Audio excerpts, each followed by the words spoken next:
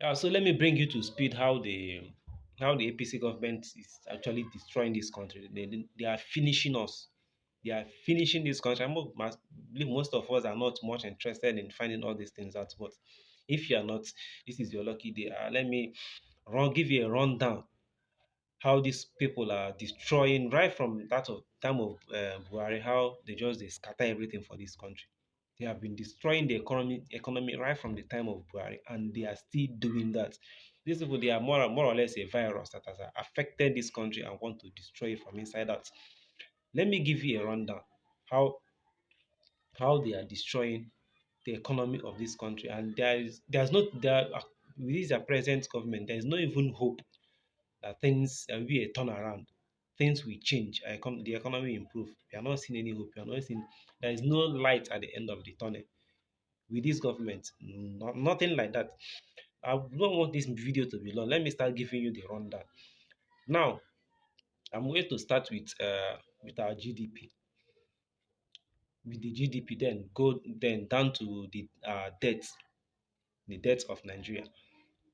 Now our GDP before Jonathan hand over to Buhari, Nigerian GDP was 59 50 500 and sorry $594 billion. That was Nigerian GDP. We are number one economy in Africa. We are leading economically in Africa. We are answering our name as giant of Africa. As in back then with the answer, we are proud when they say giant of Africa. We are proud to answer that name. But that was our GDP, $594 billion. Now, before Jonathan, when Buhari took over, that was the GDP. Now, when Buhari took over, things started going down the trenches. Things started going down the trenches. Now, the GDP started going down. If the GDP is going down, it means our economy is going down. Now, during that of Jonathan's time, our GDP per capita was about 300 something, sorry, 3,000 something dollars thereabout. GDP per capita is divided. You are going to divide the total GDP, which is $594 billion. You're going to divide it with the number of the population in the country. Now, if the GDP is $594 billion, now divide that with the total population in Nigeria. That is how you get your GDP per capita. It was about 300 and something, 3,000 something dollars. Sorry, that was our GDP per capita. Now, when Buhari took over, things started going down. Even our this thing went all the way down to the GDP went all the way down to 360, 300, I think 360 something thousand, 360 something billion dollars. I believe it went down to that low. It started going up again, but before Buhari left, it went up to $436 billion, $0.29 billion. That was it went up to that level before he left. Then our GDP per capita was about 2,000 something dollars. That was our GDP per capita. Now comes to Tinubu, it has further gone down to 363 billion dollars. $363 billion. This is now our GDP. This is the current GDP Nigeria is operating in. Now, economically, if you come to countries that are doing well economically in Africa, we have dropped to about that. I think to about number five. That is our current position right now. That I think number five. Now let's go to debt. Now, before the military regime hand over to democratically elected government, our debts, our debts of as of then, not domestic debt, international debt, anyway, all debts combined together, all debts combined anyway. Our debt was 28 billion dollars. This was what Obasanjo inherited, $28 billion. Now, Obasanjo was able to get a relief debt deal, a debt relief deal which removed $25 billion from that $28 billion. Now, even till this day, Obasanjo was still regarded as a better president. Yes, if we know that even his own destiny has its own challenges. He was not perfect, but till now we still believe he has been the most better president that we have ever had, next to Jonathan. Now he got a debt relief deal to remove $25 billion. Now when Yaradua took over, Yaradua inherited $2.11 billion debt. This was what Yaradua inherited. Then Yaradua borrowed $1.39 billion. That was what Yaradua borrowed before his passing away. May he so rest in peace. So Jonathan now became the president. He inherited from Yaradua $3.5 billion. That was what he inherited. So before Jonathan left the office, he borrowed $3.3 billion. That was what he borrowed. Now, what before Jonathan left, our debt rose to about $10 billion. Now, when Buhari came into office, um, Buhari borrowed 10 point. Sorry, when Buhari came into office, he inherited the debt of $10.3 billion. That was what he inherited. Now, Buhari borrowed $32 billion. Now, other previous governments borrowed fraction, little, but he came in, he borrowed $32 billion. Not just he borrowed $32 billion. What he did with this money, we don't actually know.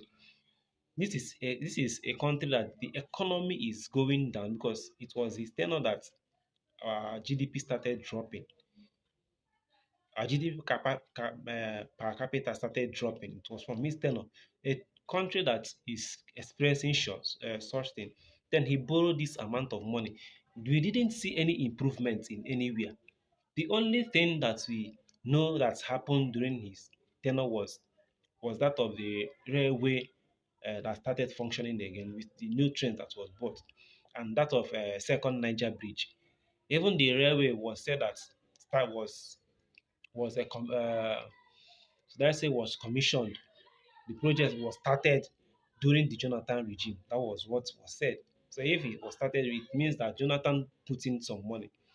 So what did Buhari do with the $32 billion he borrowed? We don't see anything. There was nothing to show for the $32 billion that was borrowed. Now, when Tinubu came in, Tinubu inherited $42 billion. Now, Tinubu have stayed for 2 years, and our debt, he has borrowed $10 billion, which means our debt is about something billion. I don't want to start saying it in trillions, so the money no go too much. Now our debt is about 50 something $billion. He has just stayed 2 years. He has just stayed only 2 years. Our GDP has dropped to $363 billion. He has just stayed only 2 years. He has borrowed $10 billion. So how are we seeing that this APC government is they are these people, they are not just here to do anything for Nigeria. They just want to take over the power. Nothing more, nothing less. They just want to take the power and then answer His Excellency and then you squander our resources, do whatever they want, carry entourage to travel to that is vacation they are going. They want to go to any meeting or any conference outside Nigeria. They will pack hundreds of people as an entourage to go spend money lavishly. He has borrowed $10 billion. Now, what is he doing this $10 billion? We don't know. The only project we know that they are doing is Lagos Calabar Coastal Highway. Apart from that, there's nothing else we know that Tinubu is doing. What other project is he doing? There's nothing else. Even the coastal road, according to Dele Farotimi, is overpriced. Sorry, is over budgeted. The money they say they are using to build the road is not worth what they said they are going to spend building the road. According to him, there is scam in that in this project that is going on. So what has he done with the $10 billion that he has borrowed? We don't know. And our economy is going down. He borrowed money instead of him to use the money just like his predecessor did. Instead of borrow money, improve the economy, you borrow money, we don't know what the money is being used for. He has borrowed just 2 years, $10 billion. We don't know what he is and do. And the economy is going down the drain. And we should know that he's still going to borrow more. You go borrow. Then imagine if he stays for 8 years. Imagine how much he is going to borrow. Just 2 years, 10 billion. 2 years, $10 billion. Waiting Jonathan no use 6 years borrow. Just him 2 years. He don't borrow $10 billion. So you should understand that this APC government, the man, they know they're here to better the country. They are just here to just take over the power, and that is it. Once they have grabbed, they don't grab the power. Yeah, yeah. Of course, you are seeing what they are doing. They want to take over the whole places, both the legislative arm of government, judiciary arm of government. They want to capture everywhere. So they say everything to them will be absolute.